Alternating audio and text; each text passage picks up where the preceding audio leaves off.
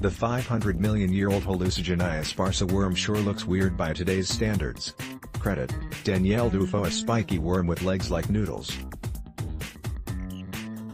A giant predator that looks like a cross between a walrus and a housefly. Many animals that evolved during the Cambrian period, 541 million to 485 million years ago, seem bizarre compared with modern life forms.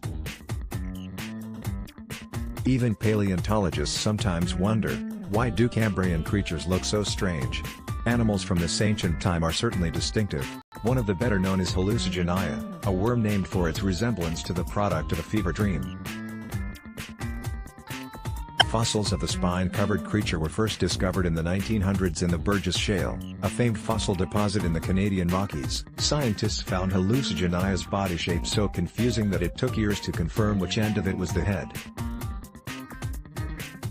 Another standout is Opabinia, a five-eyed Cambrian invertebrate with a claw dangling from the end of a long, flexible face nozzle.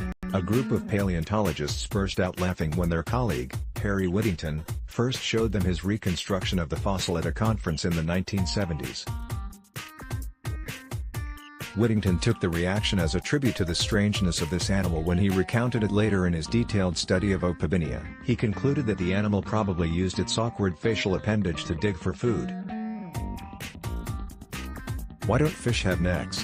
All of these odd-looking animals evolved at a special time in Earth's history, said Javier Ortega Hernandez, an invertebrate paleontologist and assistant professor of organismic and evolutionary biology at Harvard University. For billions of years before the Cambrian period, simple underwater microorganisms were the only living things on Earth. By the beginning of the Cambrian, tiny animals had appeared to eat these microbes, but they stayed on the flat surface of the seafloor, unable to move above or below it. Then, 541 million years ago, worm-like animals developed the first simple muscles. That is what really changed the whole game, Ortega Hernandez told Live Science.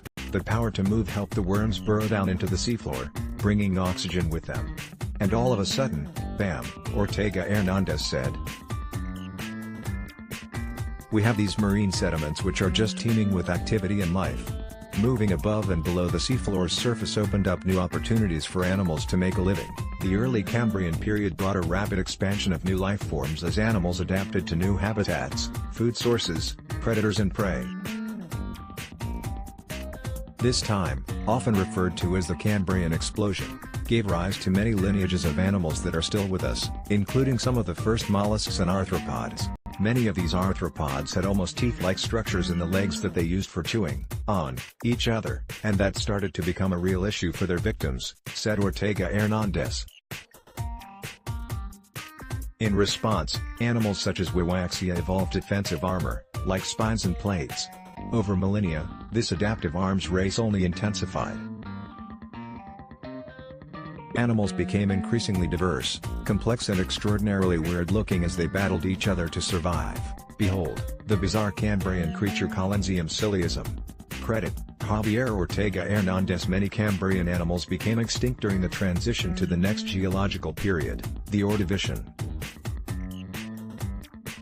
But some Cambrian curiosities are still with us today. Animals such as sponges, jellyfish and anemones look relatively similar to their Cambrian ancestors. And in 2014, Ortega Hernandez co-authored a study in the journal Nature providing evidence that Hallucigenia are related to modern-day velvet worms. In some ways, finding Cambrian creatures weird is just a reflection of our contemporary bias, said Ortega Hernandez. The older an organism is, he explained, the more changes life on Earth has had to adapt to since the organism appeared. That means that the